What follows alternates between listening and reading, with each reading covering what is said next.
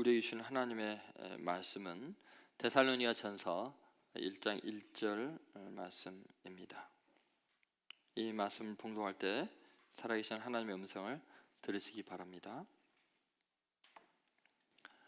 바울과 실와노와 디모데는 하나님 아버지와 주 예수 그리스도 안에 있는 데살로니가인의 교회에 편지하노니 은혜와 평강이 너에게 있을지어다. 아멘. 오늘 말씀의 제목은 그리스도인의 인사라는 제목입니다. 그 중에 첫 번째 은혜에 대한 이야기입니다. 그럼 데살로니가전서 1장 1절 그 마지막에 보면 은혜와 평강이 너에게 있을지어다 이렇게 말씀하고 있죠. 은혜와 평강이 너에게 있을지어다. 여러분, 그리스도인은 도대체 어떤 인사를 하면서 살아야 될까요? 오늘 그 3.1절 101주년이 되었습니다. 정말 우리 민족에게 이 시점에서 필요한 게 뭘까요? 하나님의 은혜입니다. 여러분, 우리 민족이 고난 가운데 있을 때 하나님의 은혜로 버티었고 하나님의 은혜로 이런 해방을 누렸습니다. 그리스도인에게 있어서 가장 절대적으로 필요한 것이 있다면 은혜이죠. 이 은혜는 값싸게 값없이 거저 주어진 것이 결단코 아니라는 걸 잊지 마십시오. 우리에게 해방의 기쁨, 그리고 자유의 기쁨, 그리고 모든 재앙으로부터 구원하는 은혜가 있기 위해서 하나님은 대가를 치러야 했습니다. 그것이 바로 사순절, 주님의 십자가에 죽으시는 그 고난을 기억하는 굉장히 중요한 의미가 있습니다. 주님의 고난이 없으면 은혜는 결코 은혜가 될 수 없습니다. 주님께서 우리의 모든 죄악과 죽음과 고통과 억압에서 구원하기 위해서 주님이 친히 억압을 당하셨고 채찍에 맞으셨고 십자가에 못 박히셨고 피 흘리셨고 그 전능자가 생명의 근원인 분이 죽음을 맛보아야 했습니다. 그것이 사순절을 우리가 시작하면서 주님의 은혜가 은혜되기 위해서 얼마나 큰 희생이 있었는가를 우리가 생각해보는 굉장히 귀한 시간이 될 것입니다. 여러분, 이제 이 사순절 기간 동안에 주님의 고난을 생각하시며 특별한 은혜가 성도 여러분의 가정에 함께하기를 바랍니다. 특별히 여러분은 이런 코로나19로 인해서 모든 것이 지금 어려워지고 있는 상황에서 하나님의 은혜가 우리 마음속에 깊이 새겨주시고 은혜만이 살 길임을 잊지 않는 성도들 되시기를 간절히 소망합니다. 자, 은혜에 대해서 한번 생각해 봅시다. 영국에서 비교 종교 학회가 열린 적이 있습니다. 근데 다른 세계 모든 종교들을 이제 비교하면서 도대체 기독교만의 독특한 점이 뭔가? 인류에게 이 기독교라는 종교가 기여하는 게 뭐가 있을까? 다른 종교와 다른 점이 뭐가 있을까를 이제 학자들이 토론하기 시작했습니다. 여러분은 뭐라고 생각해요? 기독교만의 독특한 기여. 기독교가 있어야 되는 이유가 뭘까요? 어떤 학자들은 그런 이야기를 했어요. 성육신이다. 하나님이 인간이 되어 오는, 신이 인간이 되는 사건은 기독교에만 있지 않느냐. 근데 다른 종교 학자들이 이야기를 하는 거예요. 아니다. 다른 종교, 다른 신들도 인간의 모습으로 나타난 이야기들이 많이 있다. 그것이 유일한 건 아니었어요. 도대체 뭘까? 부활. 그래, 부활 아니냐? 죽은 가운데서 살아난 이야기. 그런데 다른 종교에도 부활에 대한 이야기가 많은 거예요. 물론 그 질적으로 다르긴 하지만 죽은 자가 살아난 이야기는 다른 종교에도 많이 있는 거예요. 여러분 생각에 뭐 같아요? 도대체 기독교가 다른 종교와 다른 점이 뭘까요?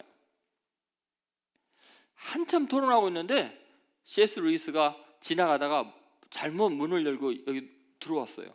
들어서 여기 뭐 하는 방입니까? 하고 물었더니 그 기독교만의 그 독특한 기여가 뭔가? 그에 대해 토론하고 있는 중이다. 그거 간단하지 않습니까? 그걸 뭐 고민합니까? 그게 뭔데요? 은혜 아닙니까? 은혜. 너무 쉬운 대답인 것 같아서 학자들이 그럴 리가 없다고 나가라고 그리고 계속 토론을 했어요. 결론은 은혜밖에 없었어요. 여러분 한번 생각해 보세요. 다른 모든 종교는 은혜가 아니고 전부 다 공로입니다. 예를 들어서 불교의 고행이 있어야 되죠. 힌두교의 업보, 유대교의 언약, 이슬람교의 율법, 전부 다 인간의 행위, 공로로 구원받습니다. 그게 없으면, 인간의 행위가 없으면 인간은 구원받을 희망이 없어집니다. 그런데 기독교는 놀랍게 유일하게 뭐예요? 은혜로 구원받는 종교입니다. 인간의 상태와 행위와 상관없이 절대적인 하나님의 은혜, 그것이 바로 기독교의 특별한 점이라는 거죠. 여러분, 이 복음의 핵심적인 요소가 뭔가? 여러분, 기독교는 뭐야? 한마디로 말하면 뭡니까? 은혜의 종교입니다. 은혜 빠지면 기독교가 아니에요. 여러분, 종교개혁의 가장 중요한 것 솔라 그라치아, 은혜였습니다. 데살로니가전서 5장 28절에 사도 바울이 외친 말도 그것입니다. 한번 같이 읽어볼까요? 우리 주 예수 그리스도의 은혜가 너희에게 있을지어다. 사도 바울은요, 은혜가 있기를 위해서 기도합니다. 왜냐하면 사도 바울은 철저한 유대교 율법주의자였잖아요. 근데 자기가 살 수 있는 유일한 희망은 은혜밖에 없었습니다. 자기가 구원받은 그 경험은 자기 행위가 아니라 은혜였습니다. 여러분, 실제로 은혜가 우리의 모든 것입니다. 우리가 구원받은 이 모든 것은 은혜이죠. 여러분, 그 창세기에 노아라는 사람이 나오죠. 전 인류가 다 멸망당하는 재앙의 와중에서 구원받은 사람이 누구예요? 노아예요. 홍수로 완전히 전멸당하는, 지금 뭐 코로나19보다 더 어마어마한 재앙이었죠. 근데 그 가운데서 노아가 은혜로 구원받았어요. 자, 구원받은 이유가 뭘까요? 성경은 그래요. 노아는 의인이요, 당대의 뭐요? 완전한 자라. 그래서 구원받았을까요? 노아는 의인이요, 당대의 완전한 자이기 때문에 구원받은 걸까요? 만약에 이 원리로 구원받았다면 노아가 홍수 이후에 하는 행동을 보면요, 술에 취하고요, 자기 자식들한테 저주하고요, 엉망진창입니다. 뭐가 의인이고 뭐가 완전한 자라는 걸까요? 그 구절이 있기 전에 앞에 이런 표현이 있습니다. 그러나 노아는 하나님께 은혜를 입었더라. 자, 그러나 노아는 뭐예요? 세상은 다 죄악으로 가득한데 그러나 노아는 여호와께 뭐를 입었다고요? 은혜를 입었더라. 은혜를 입으니까 당대 의인이요, 완전한 자로 인정을 받은 거예요. 은혜가 의롭게 한 거예요. 은혜가 완전케 한 거예요. 무슨 말인지 알겠습니까? 은혜만이 살 길이에요. 재앙이 가득한 세상, 지금 이렇게 재앙이 가득할 때 우리가 뭐를 붙들어야 돼? 이 민족이 지금 뭐가 필요해요? 은혜예요. 우리 민족이 의로워요? 훌륭해서 구원받을 것 같아요? 여러분 자신이 지금 이 재앙에서 구원받는 것이 여러분 남보다 훌륭하기 때문일까요? 아닙니다. 은혜밖에는 의지할 힘이 없어요. 하나님의 긍휼, 하나님의 은혜만이 살 길인 줄로 믿습니다. 그래서 여러분, 우리가 첫 번째 생각할 건 뭐예요? 구원받은 은혜예요. 하나님의 은혜의 가장 핵심적인 요소는 구원받은 은혜. 한번 따라해보세요. 구원받은 은혜. 여러분, 우리는 자격이 없는 존재예요. 구원받을 수 있는 자격이 없습니다. 다만 우리는 구원받아야만 하는, 하나님의 은혜 없이는 살 수 없는 죄인이라는 것을 깨닫는 순간 우리는 하나님의 은혜를 의지하게 되고 하나님의 능력으로 구원받게 되는 것입니다.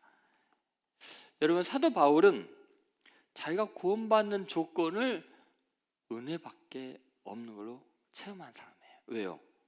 스데반은요, 자기 나름대로 자기 의를 쌓으려고 노력을 했어요. 하나님의 일을 하려고 애를 썼어요. 그런데 자기가 의로워지려고 노력하고 하나님을 위해서 일하려고 노력하는 만큼 잔인해졌고 죄악이 가득했어요. 죄가 없는 스데반을 돌로 쳐 죽이는 그런 악을 감행하면서도 하나님의 일을 한다고 하는 거예요. 바울이요, 지나친 하나님을 위한 열심이 곧 악이었어요. 율법을 잘 지키려고 하는데 그것이 가장 잔인한 일이었어요. 사도 바울은요, 너무나 충격을 받은 거예요. 자기가 구원을 위해서 노력하면 노력할수록 자기는 더 교만해지고 악해진 거예요. 여러분 이걸 잊지 않아야 돼요. 구원이 은혜로 이루어지지 않으면요, 구원을 위한 노력이 다른 사람을 정죄하고 다른 사람을 죽이게 되고 자기는 더 악해지게 되는 거예요. 바울이 그걸 깨닫는 거예요. 그러니까 결론은 뭐냐? 구원은 은혜로 되는 거구나. 은혜 없으면 나 같은 죄인이 구원받을 길이 없구나. 그래서 사도 바울이 계속 은혜 안에 거하라고, 은혜만을 외치는 어마어마한 놀라운 신앙 고백을 한 거죠. 사도 바울이 한 그 유명한 말씀, 로마서 3장 23절 24절 말씀 이렇게 나와 있습니다. 같이 읽어보겠습니다. 모든 사람이 죄를 범하였음에 하나님의 영광에 이르지 못하더니 그리스도 예수 안에 있는 성령으로 말미암아 하나님의 은혜로 값없이 의롭다 하심을 얻은 자 되었느니라. 여러분 지금 다 따라서 읽고 있죠? 네, 여러분 이 말씀을 잘 보면 모든 사람이 죄를 범했어요. 그렇기 때문에 은혜가 없으면 구원 못 받는 거예요. 죄가 없어야, 의로워야 구원을 받는데 어떻게 해요? 모든 사람이 다 죄를 지었기 때문에 은혜가 아니면 구원 받을 길이 없는 거예요. 그럼 맞습니까? 그러니까 우리는 그리스도 예수 안에 있는 구속, 이게 은혜죠. 하나님의 은혜로 우리 입장에서는 값없이 구원을 받았어요. 그런데 하나님의 입장에서는 그리스도 예수를 속죄 제물로 내어주고 죽여야 되는 어마어마한 대가를 치르고 우리는 값없이 구원을 받는 거예요. 그러니까 죄에 대한 대가는 치루어진 거예요. 값이 치루어진 거예요. 그래서 우리는 은혜로 구원 받은 거죠. 여러분, 그래서 우리는 구원에 대한 확신을 가지셔야 돼요. 여러분, 어떠한 재앙이 와도 우리가 설사 이 세상에서는 죽음을 경험하게 될지라도, 한번 죽는 건 사람에게 정하신 거니까요. 사고로 죽든 질병으로 죽든 늙어서 죽든 죽음 이후에 영원한 구원은 우리가 은혜로 받는다는 것을 잊지 마세요. 그러니까 아무리 재앙이 닥쳐와도요, 실제로 우리의 생명을 잃게 되어도 우리는 영생의 구원, 그것은 은혜로 이루어지기 때문에 값없이 오직 믿음으로 구원 얻는 것을 여러분 확실히 저는 믿으시기를 주의 이름으로 축원드립니다. 두 번째 은혜가 뭘까? 그리스도의 은혜가 너에게 있을지어다 했을 때 그 어떤 은혜가 있기를 원했을까요? 데살로니가 교회, 그 핍박 가운데 있는 교회를 향해서. 그것은 사명받은 은혜입니다. 한번 따라해보세요. 사명받은 은혜. 여러분, 우리는 구원받아서 그걸로 끝나는 게 아니에요. 예를 들어서 너 구원해 줄 테니까 너 하는 행동 하나하나가 전부 다 죄밖에 없으니까 영생은 허락할 테니까 너 조용히 있어라. 여러분, 그랬다면 우리는 구원 받아놓고도 살아갈 이유가 없어요. 그런데 하나님께서 우리를 구원하시고 나서 주신 놀라운 은혜가 뭐냐면요, 구원할 뿐만 아니라 우리에게 놀랍게도 할 일을 주셨어요. 사명을 주셨어요. 하나님 나라를 위해서 이 땅 가운데 하나님의 복음이 전파되기 위해서 우리는 부름받은 존재들이에요. 여러분, 이게 얼마나 큰 은혜인지 모릅니다. 우리가 만약에 구원을 받았어요. 구원의 확신을 가졌어요. 그런데 무가치한 존재이고 무능한 존재이기 때문에 뭐 한다고 나서기만 하면 죄만 짓는 존재이기 때문에 너 가만히 있어 하고 만약에 우리에게 사명을 안 주셨다면 우리는 살아갈 이유가 없어요. 공허하고요, 무의미해요. 여러분, 많은 사람이 지금 우울증에 걸리고 괴로운 이유가 뭔지 아세요? 그들이 몸이 아파서가 아니고 가난해서만도 아니에요. 모든 걸 다 갖춰줘도 사람은요, 의미가 없으면요 우울증에 걸리고 자살하게 돼 있어요. 사명을 잃어버리면 사람의 삶이 무기력해지는 거예요. 근데 하나님은 우리에게 땅끝까지 이르러 복음의 증인이 되라고 말씀하셨어요. 여러분, 우리는 매일매일 순간순간의 삶이 돈 벌기 위한 돈벌레들이 아니에요. 돈을 버는 그 사건을 통해서, 그 사업을 통해서 하나님의 나라를 사업의 영역 속에 이루어 나가는 거고, 사람을 만나고 거래처 사람을 만나면서 그리스도의 향기가 되고 하나님 나라의 복음을 전하고 관계를 맺어서 복음을 전파하는 아주 의미 있고 소중한 하나님 나라의 일꾼들이 되는 거죠. 하나님의 나라를 우리의 사업의 현장에서 산업의 현장에서 이웃과의 관계 속에서 이루어 나가는 매일매일 순간순간의 삶이 의미 있는 존재들인 거죠. 사도 바울은 예전에는 이 의미를 찾아서 노력했지만 그리스도의 십자가의 원수로 행했어요. 그런데 자기같이 쓸모없는 인간을 이방인의 사도로 부르신 은혜에 대한 감격이 있어요. 그러니까 아무리 매를 맞아도 돌에 맞아도 절망하지 않았어요. 그 삶의 순간순간이 하나님의 은혜에 대한 감격, 나같이 큰 죄인을 이방인의 사도로 부르신 것에 대해서 감사가 넘쳤죠. 여러분, 사도 바울이 고백한 말 한번 들어보세요. 디모데전서 1장 12절 한번 같이 읽어보겠습니다. 나를 능하게 하신 그리스도 예수 우리 주께 내가 감사함은 나를 충성되이 여겨 내게 직분을 맡기신. 뭐 때문에 감사한다고요? 나를 능하게 하신 것도 감사하고요, 나를 충성되이 여겨서 뭐요? 내게 뭐를 주신 거예요? 직분을 맡기신 거에 감사하는 거예요. 여러분 얼마나 나 같은 죄인을 충성되이 여기셔서 내가 이 사명을 감당하게 하는 직분을 맡기신 것이 얼마나 감사한가. 여러분 이런 감사의 경험들이 있으세요? 저는 너무 많은 것 같아요. 만약에 내가 목사의 직분을 받지 않았다면, 하나님의 말씀을 대언한 이 귀한 직분을 받지 않았다면, 물론 세상 사람들처럼 어느 정도 성공을 거둘 수 있겠지만 내 인생이 너무 공허할 것 같아요. 근데 매 순간순간이 하나님의 말씀 때문에 내가 회생이 되는 걸 느껴요. 주일 예배를 집례하는 이 순간순간이 내 삶을 가장 고결하고 가치 있고 의미 있게 만드는 걸 느껴요. 이 예배를 준비하는 모든 과정들이 내 삶의 실수와 허물과 죄악마저도 하나님의 말씀을 대언할 수 있는 자료가 되고 능력이 되기 때문에 이 사명이 없다면 나라는 존재는 살 가치가 없을 것 같아요. 여러분도 마찬가지죠. 누군가에게 복음을 전하는 그것 때문에 돈 버는 게 의미 있고, 때로는 손해보는 것도 의미 있고, 때로는 아파서 입원한 것도 의미가 있을 수 있고요, 또는 건강해서 남을 도울 수 있는 것도 사명을 주셨기 때문에 의미가 있는 거예요. 여러분 실제로 간증 이야기를 들어보면 전부 그래요. 잘 될 때나 안 될 때나 사명이 있는 사람은 그 사명 때문에 성공한 거예요. 어떤 상황에서든지. 여러분 이 재앙이 가득한 상황도요, 어쩌면 세상 마귀는 이걸 통해서 복음을 지금 훼손하기를 원하고 교회 이미지를 나쁘게 만들려고 애를 쓰고 있죠. 언론들을 통해서. 그러나 이 기회의 인간의 한계를 깨닫고 복음을 증거할 수 있다면 이 재앙을 통해서도 하나님께서 더 많은 구원의 역사들을 이루실 줄로 믿습니다. 여러분 디모데후서 1장 9절을 보시죠. 같이 한번 읽어보겠습니다. 하나님이 우리를 구원하사 거룩하신 소명으로 부르심은 우리의 행위대로 하심이 아니요 오직 자기의 뜻과 영원 전부터 그리스도 예수 안에서 우리에게 주신 은혜대로 하심이라. 이 말씀 잘 보세요. 다시 한번. 하나님이 우리를 구원하사, 여기는 뭐 은혜로 구원받았잖아요. 그 다음에 또 뭐라 그래요? 거룩하신 소명으로 부르심. 자 그러면 사명을 주시는 거, 소명으로 부르신 것도 우리의 행위 때문이라는 거예요? 우리의 행위대로 하심이 아니라 그랬어요. 그건 뭐예요? 우리에게 주신 은혜대로 하십니다. 예수님이. 여러분 우리가 사명자가 될 수 있는 건 내가 능력이 있는 사람만 사명자가 되는 게 아니라는 거예요. 능력이 필요한 하나님이 우리에게 능력을 주신다는 거예요. 왜요? 우리를 부르신 우리의 행위대로 한 것이 아니라 은혜대로 부르셨기 때문에.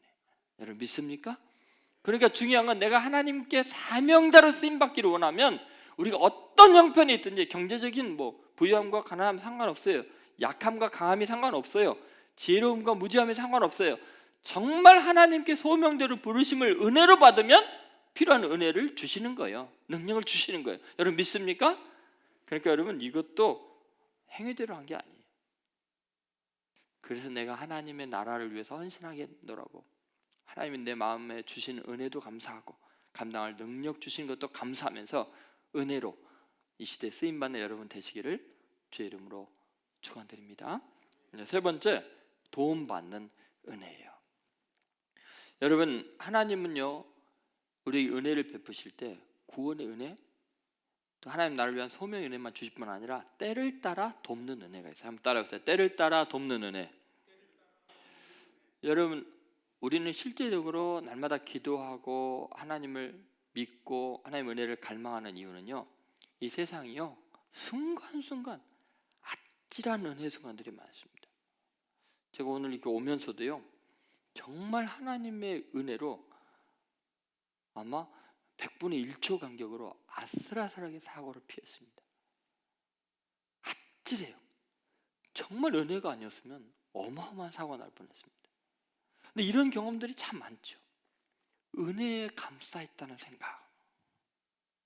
여러분, 지금 어렵고 힘든 시대에 재앙이 닥칠 때 아주 순간적인 접촉들, 내가 마시는 공기 속에, 내가 누르는 엘리베이터 그 단추에 어떤 바이러스가 어떻게 있을 줄 알겠어요. 여러분, 우리는 하나님의 큰 은혜로 우리가 때로는 큰 실수를 저지를 수밖에 없는 상황에서도 구원해 주시는 은혜가 있다는 것을 잊지 않아야 돼요. 그래서 히브리서 4장 16절에 이런 말씀이 있습니다. 자, 같이 한번 읽어보겠습니다. 그러므로 우리는 긍휼하심을 받고 때를 따라 돕는 은혜를 얻기 위하여 은혜의 보좌 앞에 담대히 나아갈 것이나. 여러분, 여기 보면 우리는 긍휼하심을 받고 뭐요? 그 다음 뭐라 나왔어요? 자, 때를 따라 돕는 은혜. 여러분, 하나님 우리를 때를 따라 도와주시는 은혜를 베푸신다는 걸 믿으시기 바랍니다. 모든 순간순간 거기에는 특별한 은혜들, 때를 따른 각별한 은혜들이 있음을 믿으시기 바랍니다. 여러분, 힘들고 지쳐 낭망할 때마다 은혜를 베푸소서, 주여 내게 은혜를 베푸소서 기도하셔야 됩니다. 돌아온 탕자도 절망적인 상황에서 고개를 들어서 아버지의 집을 생각하니까 아버지의 은혜가 떠올랐어요. 그 은혜가 그의 발길을 돌린 거죠. 여러분, 어떤 상황에서도 그 은혜를 잊지 마십시오. 스펄전 목사님이 이런 말을 했어요. 주님의 자비와 사랑이 계속되고 또 계속된다는 것을 기억하면 마음에 얼마나 큰 위로가 될까. 오랜 순례 생활을 통해 경험한 하나님의 영원한 사랑은 이제 거의 다 쓰여진 것이 아니다. 하나님의 선하신 섭리는 끝없이 엮어진 줄과 같고 끝을 모르는 강물과 같고 끝없이 돌아가는 바퀴와 같고 영원한 별빛과 같다. 옛날 베들레헴 아기 예수에게 비쳤던 별이 그때로 없어진 것이 아니고 미래에 언젠가는 우리를 주님께 인도할 것이다. 하나님의 은혜와 축복을 책으로 기록한다면 그것은 속편이 끝없이 나오는 만년 연재와 같을 것이다 라고 이야기했습니다. 여러분, 하나님의 은혜는 끝이 없음을 여러분 믿습니까? 네, 끝없이 펼쳐지는 하나님의 은혜, 그 은혜를 기억하십시오. 이제 때를 따라 돕는 은혜 놀랍게 섭리하십니다. 여러분, 코로나19 어떻게 19로 지어졌을까요? 나중에 이거에 대한 명명을 할 때는 2020년이었거든요. 발병한 19년에 했지만, 그런데 19로 했어요. 하나님이 때를 따라 돕는 확신을 우리에게 주시기 위해서 아마 WHO에서 이름을 지은 것 같은데 그것마저도 19로 했대요. 19를 거꾸로 뒤집으면 하나님의 은혜가 뭔지를 알 수 있죠. 시편 91편 1절부터 7절만 한번 읽어보도록 하겠습니다. 자, 한번 같이 읽어보겠습니다. 지존자의 은밀한 곳에 거주하며 전능자의 그늘 아래 사는 자여, 나는 여호와를 향하여 말하기를 그는 나의 피난처요 나의 요새요 내가 의뢰하는 하나님이라 하리니, 이는 그가 너를 새 사냥꾼의 올무에서와 심한 전염병에서 건지실 것이미로다. 그가 너를 그의 깃으로 덮으시리니 내가 그의 날개 아래 피하리로다. 그의 진실함은 방패와 선방패가 되시나니 너는 밤에 찾아오는 공포와 낮에 날아드는 화살과 어두울 때 퍼지는 전염병과 밝을 때 닥쳐오는 재앙을 두려워하지 아니하리로다. 1000명이 내 왼쪽에서 10,000명이 내 오른쪽에서 엎드러지나 이 재앙이 내게 가까이 하지 못하리로다. 아멘. 여러분, 때를 따라 돕는 은혜 얼마나 하나님께서 철저하게 우리를 도와주시는가. 어두울 때 전염병이라 했죠. 전염병 보이지가 않으니까 어두운 거예요. 바이러스가 눈에 보이지가 않아요. 그런데 주님께서 우리의 날개 그늘로 우리를 덮어주시고 구원하여 주실 줄로 믿습니다. 1000명이 10,000명이 좌우에서 쓰러져도 하나님께서 보호하심을 믿으시고 은혜 안에서 평안하시고 은혜가 있을지어다 고백하시기 바랍니다. 마지막으로 여러분 정말 중요한 것이 있다면 그것입니다. 은혜를 받았으면 은혜를 베푸는 삶이 되어야 돼요. 여러분 은혜를 받았으면 은혜를 베풀어야 은혜가 자기에게 지속적으로 남아있어요. 은혜의 세계 속에 살지 않으면 즉시로 은혜는 무효화됩니다. 그래서 사도 바울이 은혜 안에 거하라고 은혜가 너에게 있을지어다 한 것입니다. 여러분 지금 이 시대에 무서운 전염병이 뭔 줄 아세요? 정말 세상을 멸망시키는 전염병은 은혜를 잃어버린 세계예요. 은혜가 지금 없어요. 그렇죠? 용서가 없어요. 긍휼이 없어요. 그러면 이 모든 구원하는 은혜, 사명을 주신 은혜, 때를 따라 돕는 은혜 속에서 온통 은혜 가운데 살면서도 나는 은혜를 거부한다면, 다른 사람에게 은혜 베풀지 않는다면 그 은혜는 취소해야다. 예수님이 하신 말씀이 늘 그래요. 여러분, 우리가 새롭게 이 시대에 퍼뜨려야 될 바이러스가 있다면 은혜의 바이러스입니다. 은혜 없이 살 수 없는 사람은 은혜로 살아야 되고 은혜를 베풀어야 돼요. 우리 성도들을 보면서 세상 사람들이 보면서 어떤 느낌이어야 될까요? 참 은혜롭다. 은혜롭다. 은혜가 가득한 사람이 되어야 돼요. 은혜가 넘치는 귀한 성도 여러분 되시기를 주의 이름으로 축원드립니다. 우리 기도하겠습니다. 지금은 우리에게 은혜 베푸시기 위하여 십자가에서 보배로운 피를 흘려 값을 치루어 주신 예수 그리스도의 은혜와 그 귀한 독생자를 희생하여 우리에게 사랑을 확증해 주신 하나님 아버지의 극진하신 사랑과 때를 따라 돕는 은혜를 베풀기 위하여 우리 가운데 임재하시는 성령의 감동, 감화, 교통하심이 남은 생애 동안 구원하신 은혜, 사명을 주신 은혜, 때를 따라 돕는 은혜에 감격하며 은혜를 받았으니 은혜를 베풀며 살겠노라고 결단하는 하나님의 아들, 딸들 머리 위에 예수뿐인 교회와 이민족과 세계 위에 지금으로부터 영원히 함께 하시기를 간절히 축원하옵나이다. 아멘.